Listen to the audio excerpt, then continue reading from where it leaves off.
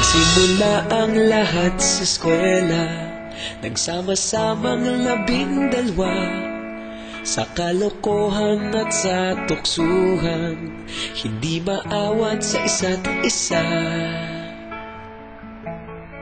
Madalas ang standby sa cafeteria, isang barkada na kay saya.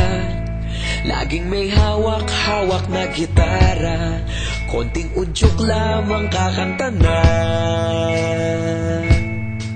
Kay simple lamang ng buhay nun, walang mabibigat na suliranin. Problema lamang laging kulang ang datong. Sana napunta ang panahon? Sana nga ba? Sana nga ba? Sana napunta ang panahon? Sana nga ba? Sana nga ba? Sana napunta ang panahon? Sa unang ligaw kayo'y magkasama, magkasabwat sa pambobola. Walang sikreto kayong tinatago, okay sarap ng samahang barkada. Nagkawatakan na sa kolehiyo, kanya-kanya na ang lakaran. Kahit minsan na lang kung magkita, pagkakaibigay hindi nawala. At kung saan na napadpad ang ilan, sa dating eskwela meron din naiwan.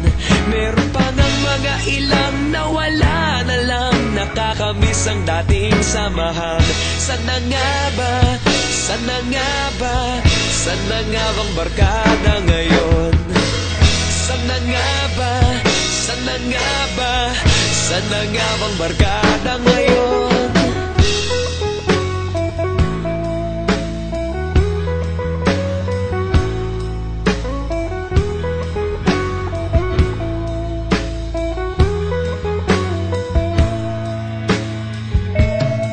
Ilang taon din ang nakalipas, wala pa sa aming tatay na nagsusumikap upang yumaman at kuminhawang kinabukasan.